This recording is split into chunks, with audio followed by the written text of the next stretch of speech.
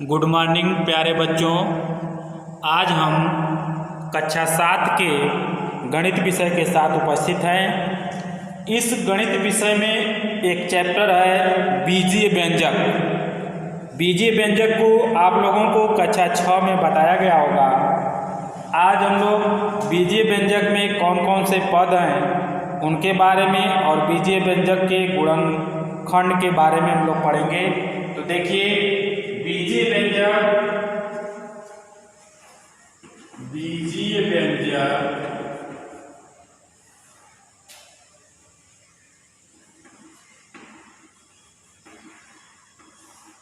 में दो पद होते हैं। पहला पद होता है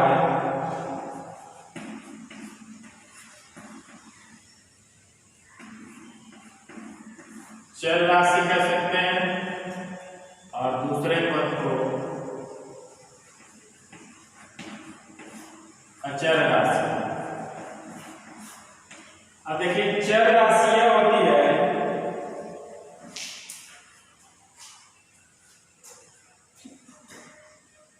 इसको हम कह सकते हैं इसके मान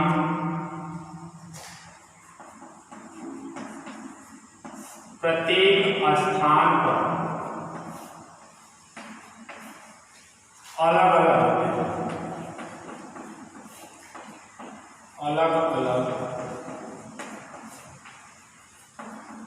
होते हैं। जैसे एग्जाम्पल में ले सकते हैं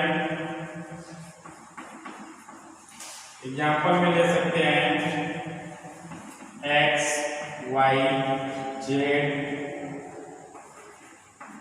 एम तथा एन आदि। अब जो है चर राशि का जो मान होता है प्रत्येक स्थान पे अलग अलग होता है, लेकिन अचर राशि का जो मान होता है प्रत्येक स्थान पे निश्चित होता है। अचर राशि का मान प्रत्येक स्थान पर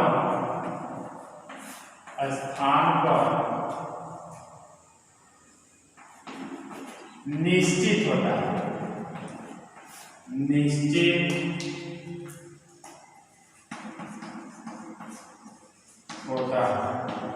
प्रत्येक स्थान पर निश्चित होता है।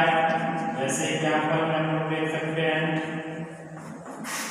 जैसे मान लीजिए 1 2 3 4 8, यानी कि जितनी भी संख्याएं हैं, जो अंक हैं, उनके मान जो होंगे निश्चित होंगे, वह कहीं पे बदलेंगे नहीं। जैसे 2 है तो 2 कहीं पे भी रहेगा, उसका मान या उसकी वैल्यू जो होगी वह 2 ही होगी, इसके मान में परिवर्तन नहीं होगा। इसलिए 1 2 3 यानी जितनी गिनती की संख्याएं हैं वह अचर राशि में आती है। और चर राशि में जैसे x y z n ये सब आ सकते हैं। अगर हम किसी समीकरण को या किसी बीजीय व्यंजक को हल करते हैं तो कहीं पे x का मान 2 आ सकता है। अगर फिर हल करेंगे दूसरा बीजीय व्यंजक है तो उसका मान 3 4 6 7 8 अलग अलग आ सकता है। तो इसलिए ये जो अक्षर है वर्ण है, या अंग्रेजी के हो चाहे हिंदी के हो, इनको हम चर राशि कहेंगे। और जो अंक हैं 1 2 3 4 1 2 3 4 करके उन्हें हम अचर राशि कहेंगे। ठीक है। आप देखिए,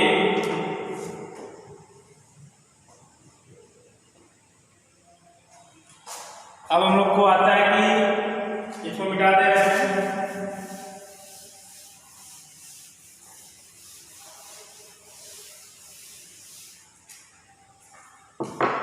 अब हम लोग देखेंगे बीजीय व्यंजक के पद। बीजीय व्यंजक के पद। अब देखिए निम्नलिखित बीजीय व्यंजक के भी निम्नलिखित पद होते हैं। बीजीय व्यंजक के निम्नलिखित पद होते हैं, या कह सकते हैं कि बीजीय व्यंजक के विभिन्न प्रकार होते हैं। तो विभिन्न प्रकार में हम पहला लिख सकते हैं एक पदीय व्यंजक। इसकी परिभाषा हम दे सकते हैं कि ऐसा बीजीय व्यंजक, ऐसा बीजीय व्यंजक, बीजीय व्यंजक जिसमें केवल एक पद, जिसमें केवल एक पद हो, पद होता है, उसे एक पदीय बीजीय व्यंजक कहते हैं। जैसे आपका हो गया 3x या 16x² या -15y² z 22 आदि। अब देखिए, यह ध्यान देना है कि एक पद का मतलब यह है कि 3 और x के बीच में गुणा का चिन्ह है। तो गुणे के चिन्ह से आप एक को दो पद नहीं कर सकते। जो गुणा का चिन्ह है या भाग का चिन्ह है, इससे जो संख्याएं जुड़ी होगी वह एक पद होगा, और यही प्लस या माइनस से जब जुड़ी रहती है तब एक से अधिक पद माने जाते हैं। तो इसलिए 3x जो है एक पद है, 16x² एक पद है, -15y² z बटा के 22 एक पद है। अब जो है हम लोग पढ़ेंगे दूसरी परिभाषा, द्विपदीय व्यंजक। दूसरा है द्विपदीय व्यंजक। द्विपदीय व्यंजक ऐसा बीजीय व्यंजक जिसमें दो पद हो। इसकी परिभाषा लिख सकते हैं, ऐसा बीजीय व्यंजक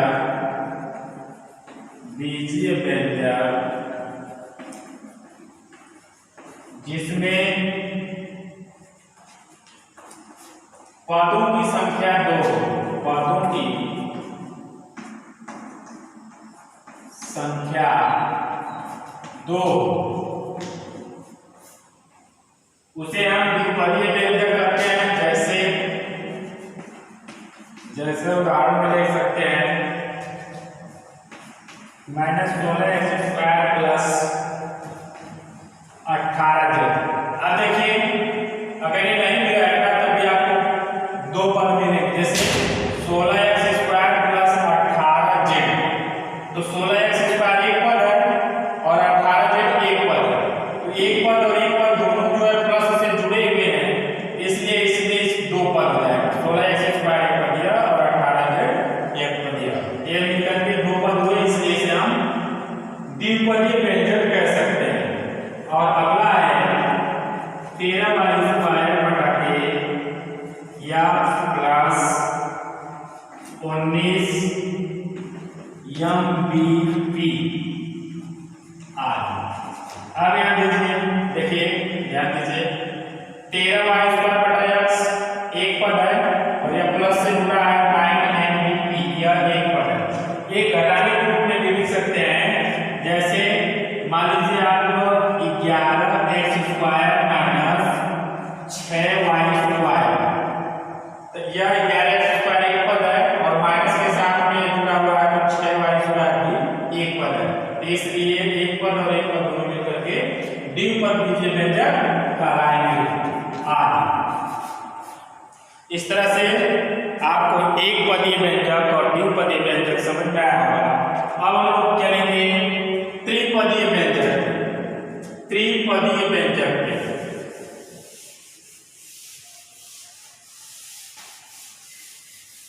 त्रिपदीय व्यंजक।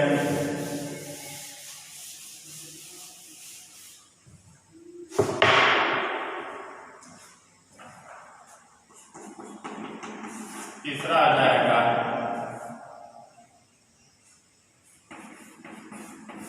त्रिपदीय व्यंजक। त्रिपदीय व्यंजक यानी कि ऐसा बीजीय व्यंजक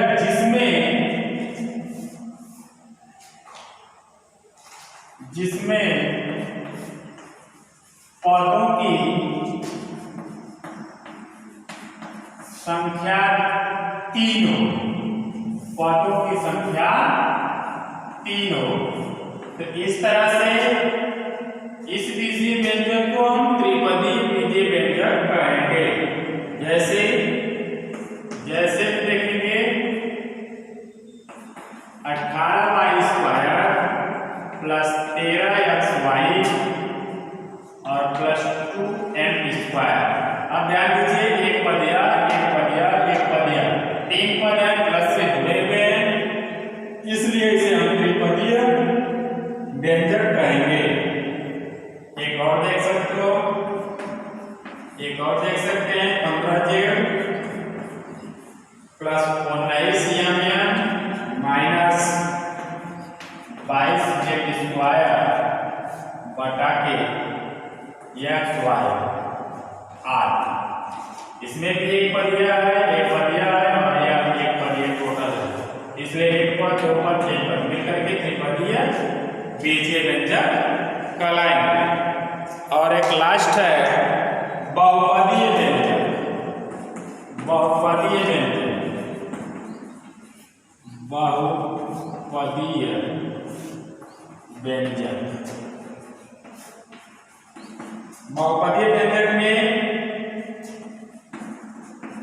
पदों की जो संख्या होगी, पदों की संख्या 3 या 3 से अधिक हो। 3 या 3 से अधिक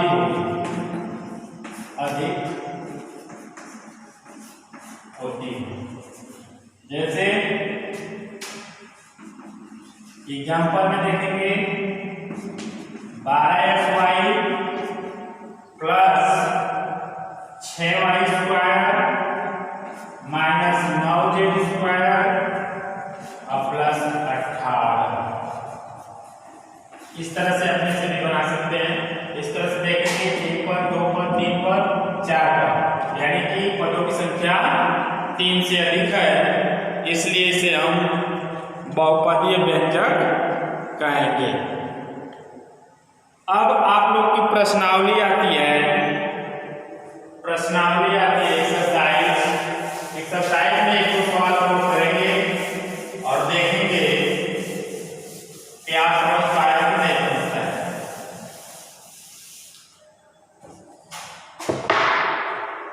आपकी किताब में प्रश्नावली है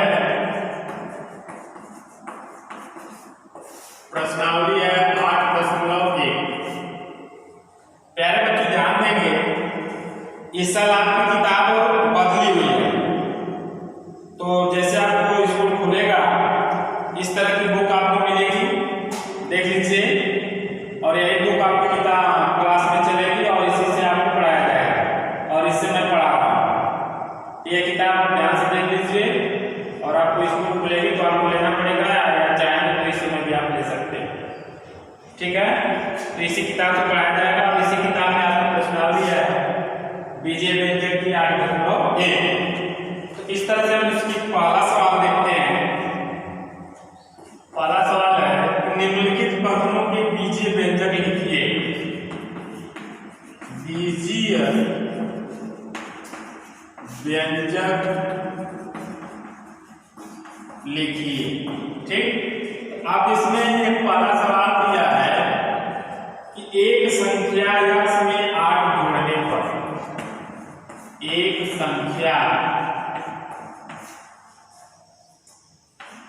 x में 8 जोड़ने पर, क्या हो गया? एक संख्या x में 8 जोड़ने पर आपका बीजीय व्यंजक क्या बनेगा यह देखना है।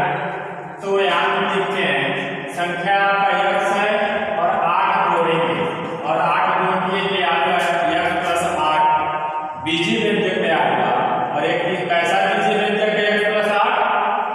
द्विपदीय बीजीय व्यंजक है, क्योंकि इसमें दो पद है, यह एक पद है और यह 8 एक पद है।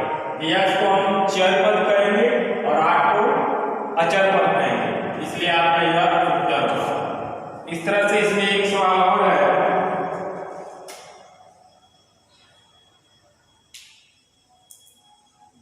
चौथा नंबर का सवाल है, यम और यन के योग का, यम और यन के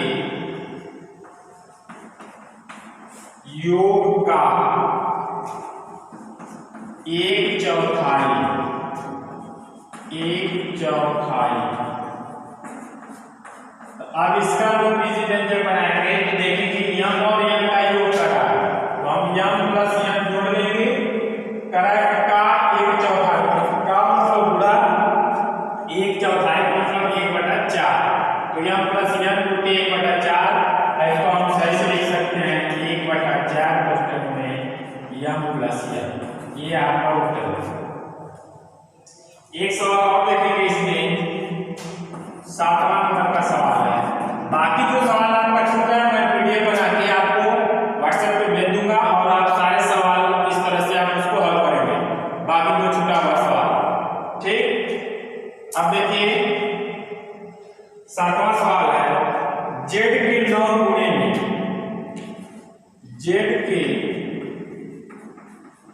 9 गुणे में, 9 गुणे में y का छठा भाग, y का छठा भाग जोड़ने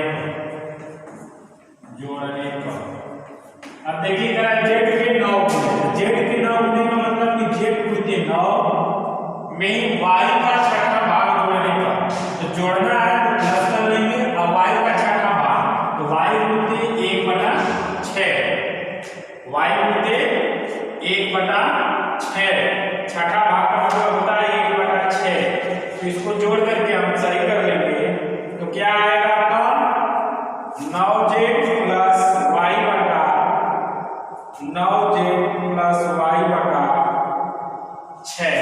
इसको हम हल कर लेंगे, सिस्टमैटिक वे से लिख लेंगे, 9z प्लस y बटा 6। यह आपका द्विपद बीजीय व्यंजक तैयार हुआ और ये इसका आंसर हो गया। इस तरह से आपका यह प्रश्नावली 8.1 का पहला सवाल समाप्त हुआ और इसमें 5 सवाल हैं। इस तरह से दूसरा, तीसरा, चौथा, 5वां सवाल आपको बताया जाएगा और इसकी पीडीएफ भेज दी जा रही है, आप इसको हल भी करेंगे, ठीक। धन्यवाद।